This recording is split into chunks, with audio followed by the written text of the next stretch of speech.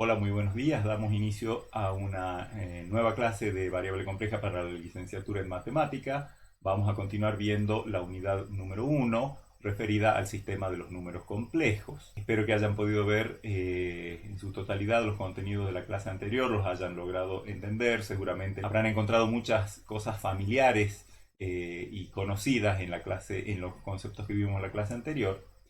En esta nueva clase probablemente aparezcan algunas cosas nuevas, aunque relacionadas a cosas que también ya conocen.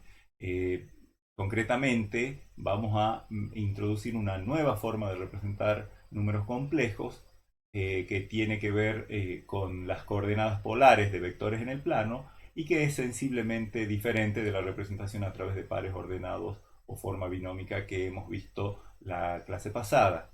Esta nueva forma nos va a permitir realizar con mucha más agilidad distintos tipos de cálculos en el plano complejo y representa una manera bastante cómoda de hacer referencia a números complejos que nos va a permitir hablar con mucha más facilidad de varias propiedades que vamos a deducir a lo largo del curso. Así que espero que logren comprender bien también los contenidos de esta clase.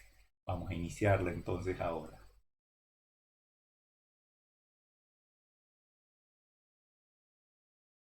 Como les dije, hay una noción, ya sabemos que el conjunto de los números complejos tiene estructura de espacio vectorial, por lo tanto podemos hacer de cuenta que está formado por vectores, o sea, por flechitas. Las flechitas tienen fundamentalmente magnitud y tienen una dirección. La magnitud ya hemos visto que se asocia al módulo del número complejo, y para la dirección vamos a hacer una definición específica. ¿Mm?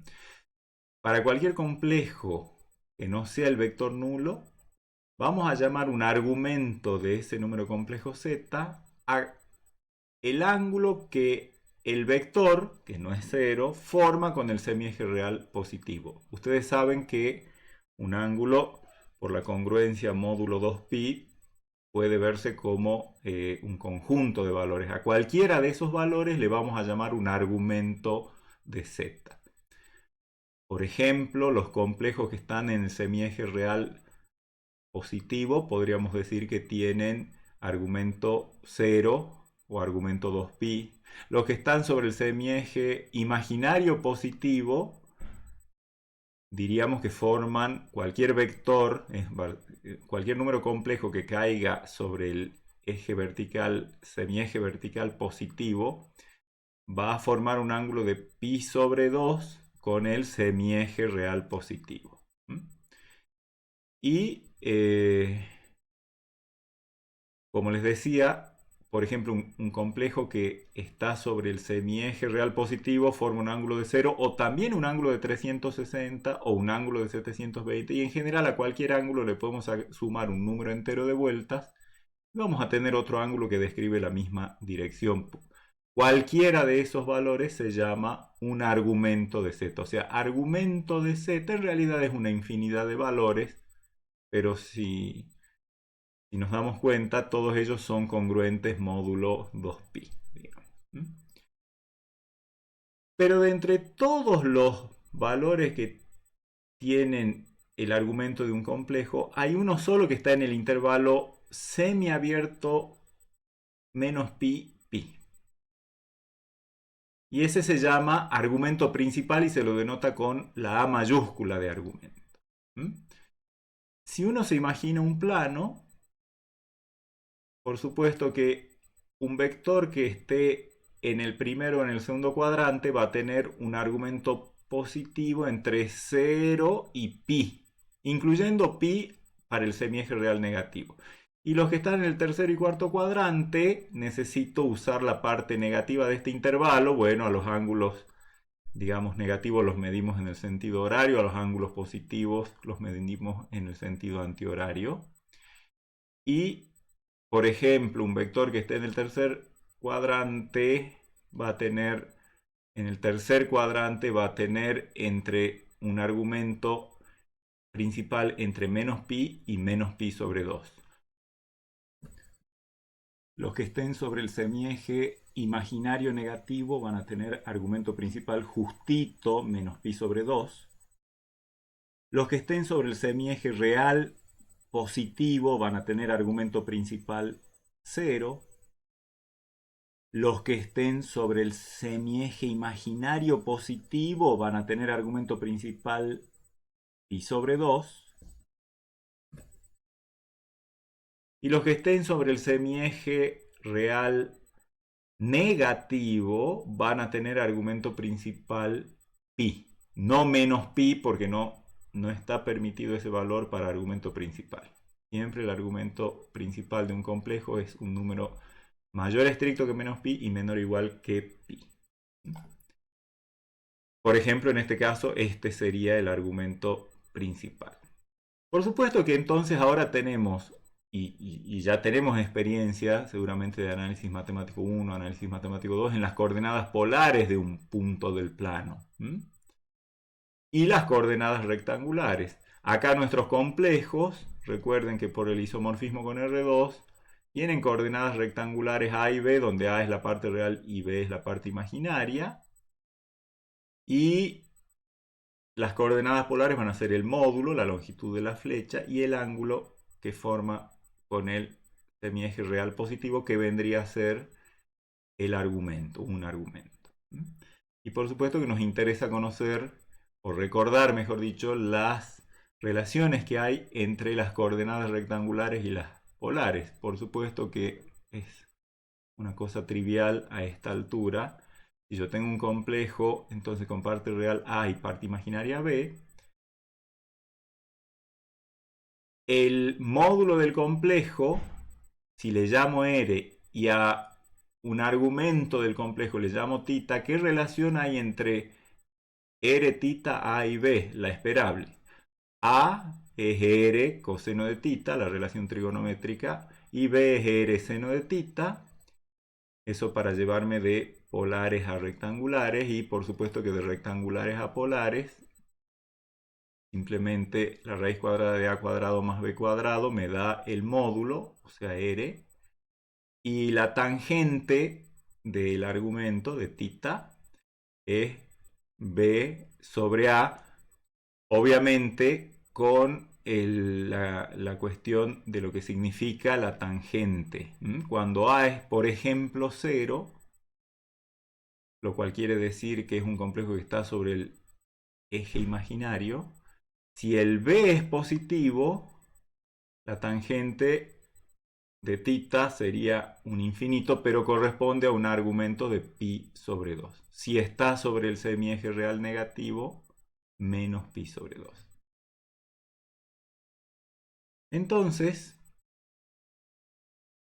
fíjense que si a z en su forma binómica yo lo expresaba como a más i por b o a más b por i, reemplazando estas relaciones de a y b con las coordenadas polares, me quedaría r por coseno de tita más i por r por seno de tita. Puedo sacar factor común r, que multiplica a coseno de tita más i por seno de tita. Y acá viene una de las formas de nombrar a un objeto más ingeniosas que se vayan a imaginar, ya van a ver después. A todo esto, Euler lo ha resuelto denotar como e a la i tita. O sea que por definición, ¿qué quiere decir el símbolo e elevado a un exponente complejo? Cosa que hasta ahora no tenemos definido. Sabemos de nuestros cursos anteriores que es e, la base natural de los logaritmos neperianos.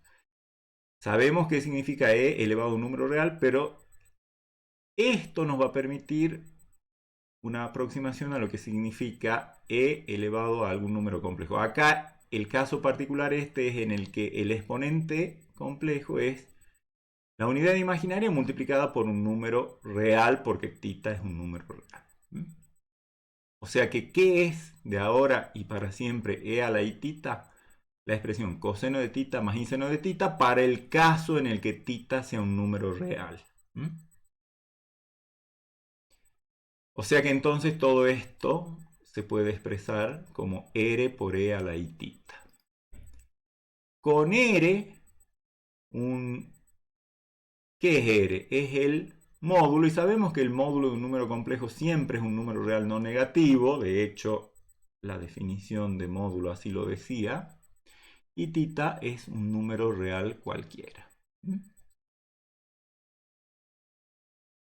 Cuando un complejo esté expresado de esta manera, vamos a decir que está en forma exponencial, que se suma a las dos formas de representar un número complejo que ya conocíamos, la forma de par ordenado y la forma binómica. Bueno, ahora hay una tercera forma de expresar un número complejo que vamos a llamar la forma exponencial. Obviamente, ¿por qué se llama exponencial? Bueno, allí está la explicación, porque aparece e a la i tita.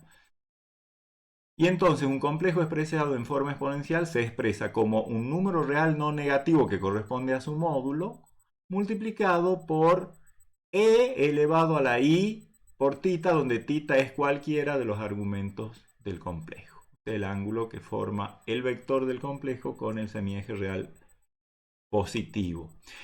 Para el caso del complejo cero, en el que tita está indeterminado, porque el complejo cero es un punto, no es un, digamos, es el vector nulo, no podemos hablar de ángulo con el eje. Directamente vamos a asumir que la fórmula exponencial del complejo cero es simplemente 0, y podríamos poner 0 por e a la i, lo que se nos ocurra, porque multiplicado por 0 nos va a dar 0.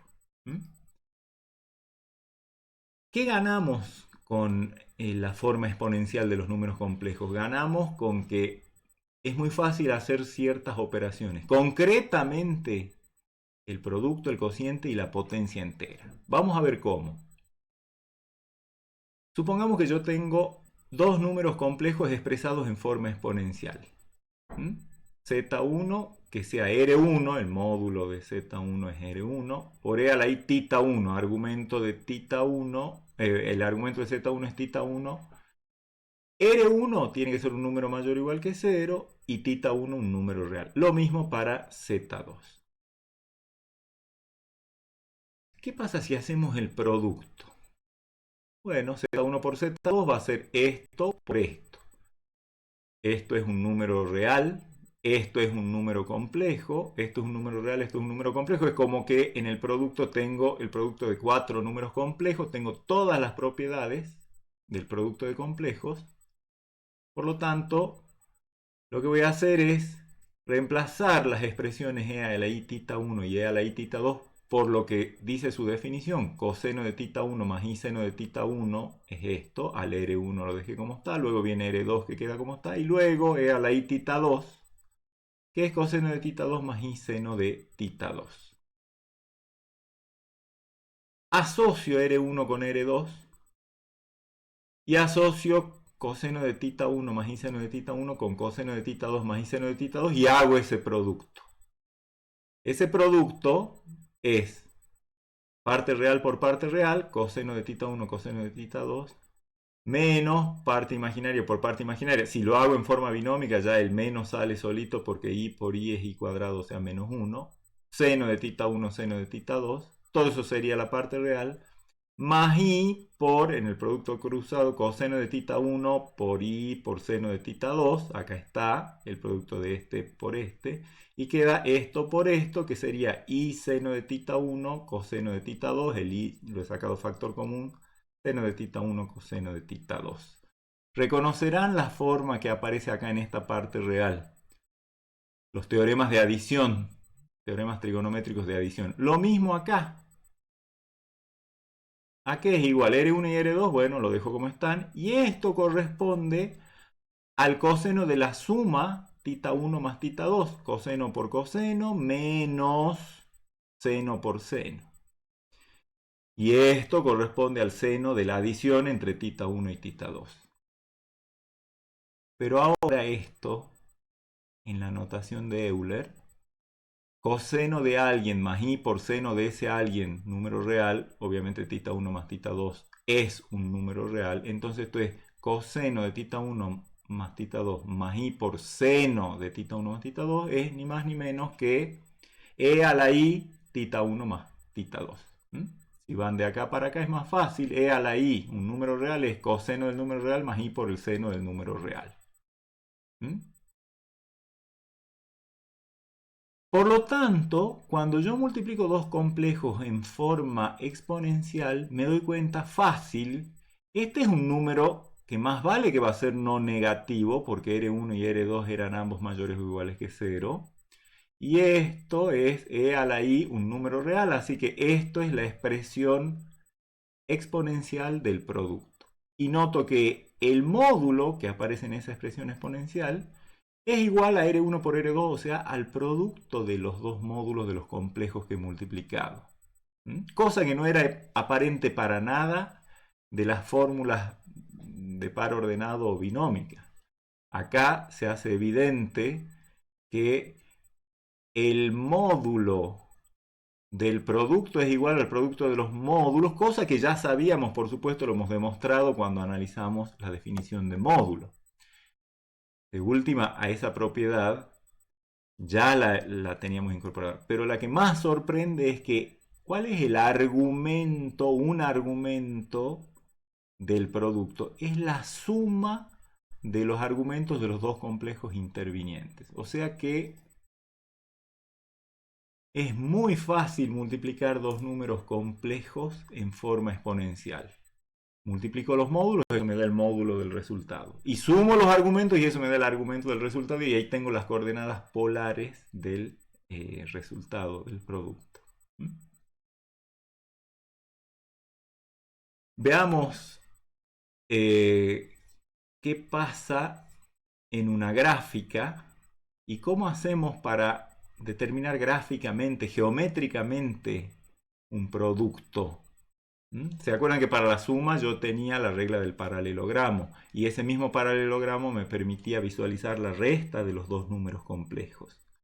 Pero con el producto, si tengo un número complejo Z1 y tengo un número complejo Z2, el producto de ambos va a tener dirección, lo que sea la dirección de Z1, el argumento de Z1, tita 1, más el argumento de Z2 que es tita 2.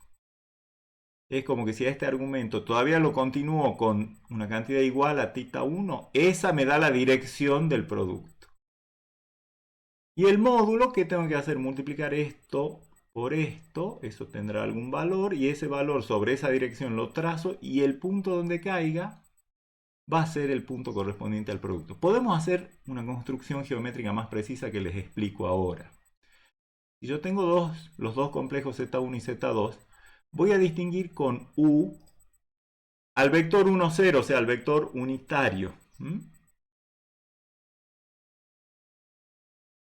Y se me forma un triángulo que va desde acá hasta el extremo de U y hasta el extremo de Z1. O sea, todo este triángulo entre Z1, U y el origen forman un triángulo.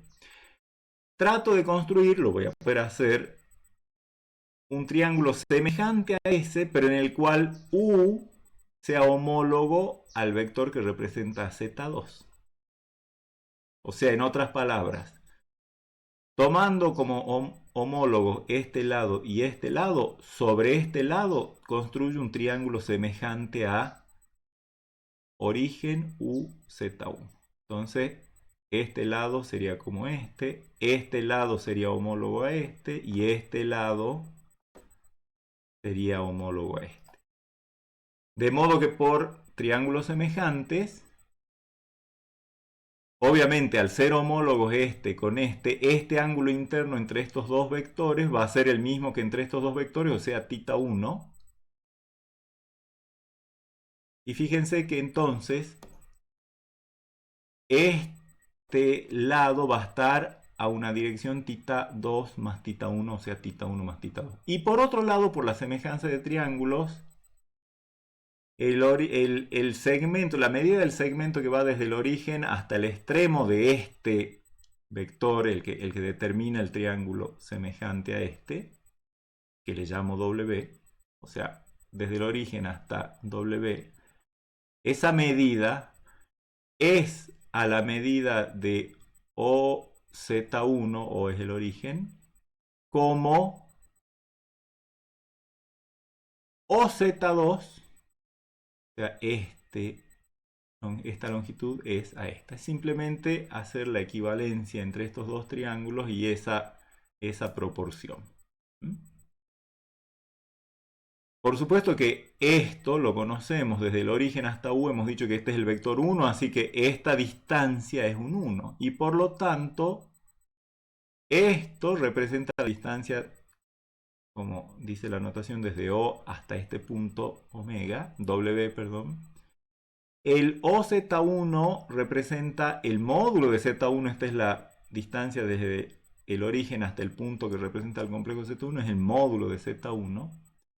Esto es el módulo de Z2 y el 1 que corresponde al segmento que va desde el origen hasta U. Por lo tanto, esta longitud es igual al producto de estos dos módulos. Quiere decir que este número complejo W, ahora lo veo como número complejo, tiene módulo el producto de los módulos de Z1 y de Z2. Y como la dirección es la dirección de la suma entre θ1 y θ2, o sea, entre el argumento de Z1 y el argumento de Z2, ya sabemos que, por lo que hemos encontrado recién cuando analizábamos la forma del producto, este complejo W tiene que estar representando a el producto Z1 por Z2. O sea, en definitiva, yo tengo dos números complejos, Z1 y Z2. Marco el punto 1, 0, el vector 1, y sobre Z2, sobre el vector que corresponde a Z2, hago un triángulo semejante al origen vector unitario Z1, donde